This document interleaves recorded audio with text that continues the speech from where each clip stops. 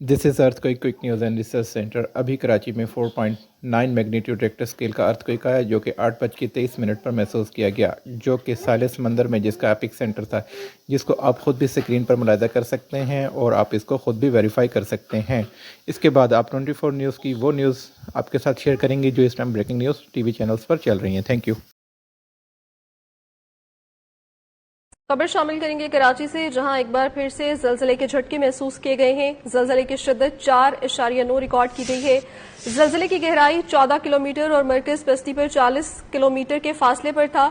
जलजले के बायस किसी जानी या माली नुकसान की इतला नहीं मिली है। तफसीलात से आगाह करेंगी अक्सा शेख हमारे साथ मौजूद हैं। अक्सा, बताइएगा, कराची में एक बार फिर से जलजले के झटके महसूस किए गए हैं, क्या डिटेल्स हैं?